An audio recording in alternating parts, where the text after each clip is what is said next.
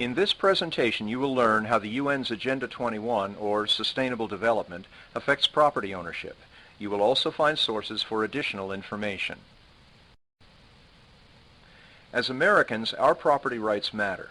Land, buildings, and material goods are the means by which we live.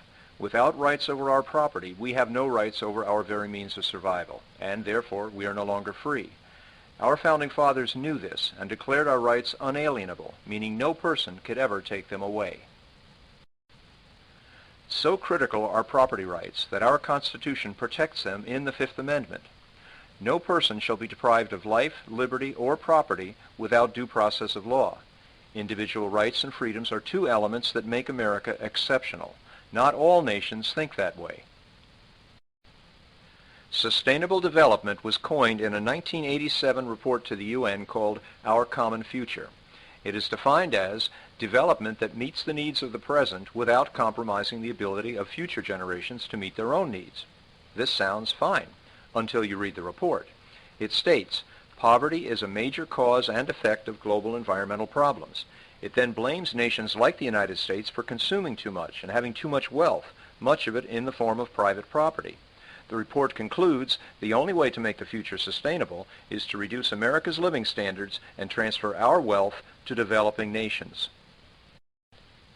The radical ideas promoted in Our Common Future were codified as Agenda 21 at the 1992 UN Conference on Environment and Development known as the Rio Earth Summit. 18,000 people from around the world attended. Agenda 21, according to the UN literature, is a comprehensive plan of action to be taken globally, nationally, and locally by organizations of the UN system in every area in which human beings impact the environment. More than 178 nations adopted Agenda 21, including George H.W. Bush for the United States. Although Congress never approved the program, President Clinton established by executive order the President's Council on Sustainable Development, whose stated purpose was to implement Agenda 21 in the United States. The President's Council on Sustainable Development operated through 1999, but its actions are now embedded in every federal agency and influence state and local communities across the United States. President Obama's Executive Order 13575 created the White House Rural Council, which further authorized every federal agency to oversee all food, fiber, and energy needs for all rural sustainable communities in America. The UN groups use the terms Sustainable Development and Agenda 21 interchangeably. Most people never heard of Agenda 21, and here's why. J. Gary Lawrence is a world leader in smart growth. He served as advisor to the President's Council on Sustainable Development. Writing for the Millennium Papers, a strategic planning publication for Agenda 21, Lawrence said, participating in a UN-advocated planning process would very likely bring out many who would actively work to defeat any elected official undertaking local Agenda 21. So we will call our process something else, such as comprehensive planning, growth management, or smart growth. And they have. Agenda 21 uses warm and fuzzy names that blanket it in environmental causes like smart growth, open spaces, and social justice, to name a few. Regardless of the name, the intention is to remove this, called urban sprawl, and replace it with this, often whether you want it or not. Agenda 21 mandates that all states, including the United States, must resolve all environmental disputes peacefully and in accordance with the Charter of the UN, not in accordance with our own nation's laws. Our Constitution says that man's rights are inherent to his nature as a man, and as such are unalienable. This is in direct opposition to the UN Declaration, which holds that man's rights are granted by other men and therefore can be taken away by men. Sustainable development's political agenda originates in the UN's founding documents. This is not surprising, since many of the nations represented needed a point of agreement to rally around. The UN Charter provided that. Whereas our Declaration of Independence protects our citizens and their labor, the UN Declaration grants government the authority to withhold your property for the good of the community. To implement sustainable development in the United States, unalienable rights such as the right to property must be eroded or struck down altogether. The authors of Agenda 21 said it will affect every area of all human life grouped according to three objectives: equity, economy, and the environment. By defining these terms vaguely, a litany of abuses in states, counties, and local communities has resulted. by rubber stamping preconceived plans, using manipulative visioning and consensus sessions to create the appearance of public buy-in, and acquiring grants from sources with questionable motives, the entire process of implementing sustainable development policies is suspect. Social equity means using the law to restructure American life. The authors of sustainable development knew their objectives would clash with those of the average U.S. citizen. Therefore, to achieve their objectives, they called for a shift in attitudes. The premise of sustainable development is that individual human wants, needs, and desires must conform to the views and dictates of the planners. Harvey Reuven, executive member of ICLEI, has said that individual rights will have to take a back seat to the collective in the process of implementing sustainable development. The next E is economy. Remember, Agenda 21's core purpose is the international redistribution of wealth and the creation of public-private partnerships. Maurice Strong, at his opening speech at Agenda 21 Earth Summit in 1992, said, "Current lifestyles and consumption patterns of the affluent middle class involving high meat intake, use of fossil fuels, appliances, home and work air conditioning, and suburban housing are not sustainable." According to Agenda 21's preamble, the developmental and environmental objectives of Agenda 21 will require a substantial flow of new and additional financial resources to developing countries. This declaration mandates, if the conditions of the poor are to be improved, wealth must be taken from the rich, in this case, U.S. property owners. Sustainable development planners use conservation easements, eminent domain, reauthoring of master community plans, enhanced regulations, and millions of dollars in grant money to acquire private property as the means to redistribute wealth both in theory and practice. This is effectively lowering the U.S. standard of living to that of the rest of the world. Agenda 21 states that equity will be achieved through implementation of the international economic order and through transfers of resources to developing countries. In addition to its appeal for international redistribution of wealth, sustainable development restructures the economy by replacing our free enterprise system with public-private partnerships.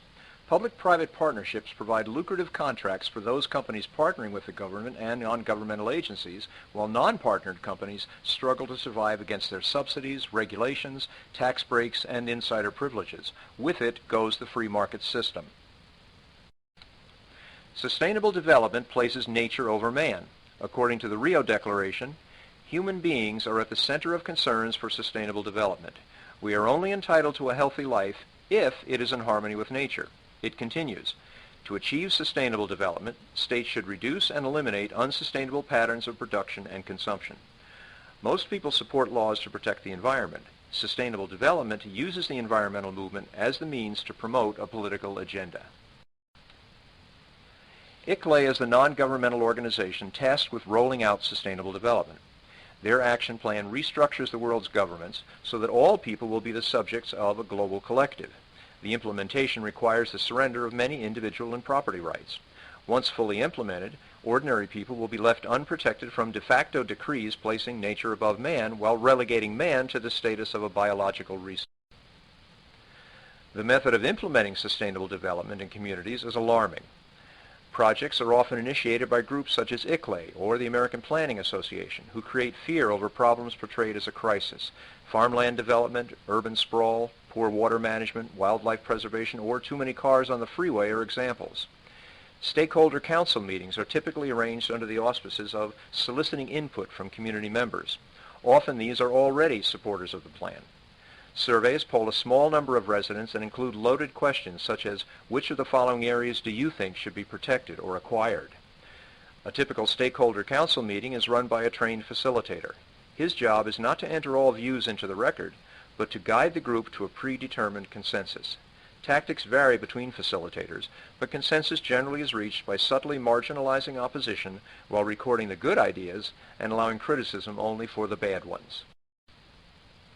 Once a problem has been identified, every NGO, nonprofit, and local government has a vast stock of boilerplate solutions at hand, enabling them to identify problems with the goal of implementing predetermined outcomes that advance sustainable development policies. The same stock solutions are applied in Stockholm, Boulder, Santa Cruz, or anywhere in the world. ICLEI, whose mission is to help local governments implement sustainable development, has worldwide offices and operates in over 600 U.S. communities. Today, every county in the United States has sustainable development directives guided by federal agencies, NGOs, and/or ICLEI.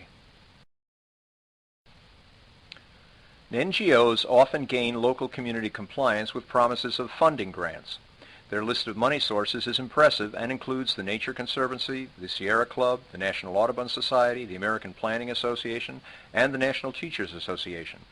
Over 2,000 NGOs are accredited by the United Nations for the purpose of implementing sustainable development in America. They receive massive tax advantages from the IRS. This map shows the UN's vision for our country's land use when sustainable development is fully implemented. The black areas are where humans will be permitted to live. Sustainable development is a plan for global control using land and resource restriction, social transformation through education, and other programs. The land use element of sustainable development calls for 2 action plans designed to reduce or eliminate private property: the Wildlands Project and Smart Growth. Upon implementation, all human action is subject to control. Since all things ultimately come from natural resources on rural lands, the transfer of the land from citizen to government control will make it easy for government and its partners to control what we have, what we do, and where we go. The rural land use embodied in the Wildlands Project is tied to its urban counterpart, Smart Growth. As human beings are barred from rural land, there will be a concentration of human activity in urban areas. Through Smart Growth, the infrastructure is being created for a post-private property era in which human action is subject to the centralized government planning.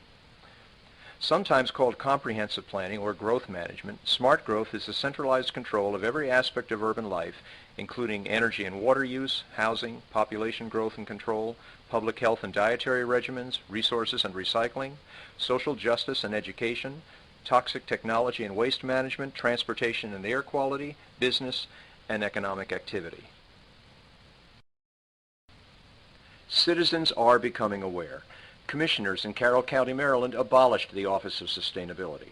Spartanburg, South Carolina, Las Cruces, New Mexico, New Rochelle, New York, Amador County, California, Carver, Massachusetts, and dozens of other communities are either pulling out or pushing back against ICLEI, the American Planning Association, and Smart Growth.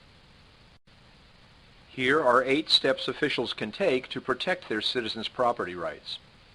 Place individual property rights first in all planning negotiations and actions. Refuse federal or state money for new sustainable development programs and transition out of existing ones. Do not accept grant money without examining all of the attached stipulations. Avoid consortiums for the purpose of obtaining grant money. Avoid partnerships with the federal government, HUD, NGOs, foundations, and corporations that advance the sustainable development agenda.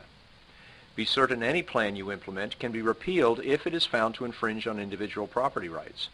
Work with citizens to create a property rights council, and work with planners who will protect citizens' property rights. Our local communities are in peril because a small group seeks to convince us that unless we surrender our property and freedoms, unless we subsume our individual rights to the good of the community, the planet will not survive. Yet this is a false choice. For over 200 years, Americans have protected our planet, our nation, and our liberties. As communities, we can pull together to create our own plans to improve the environment without the control of international groups and the seductive lure of easy federal grants. Together, we can respect our environment and keep our rights and freedoms. Working together, that is the real choice. Here are some resources to check for more information. Thank you.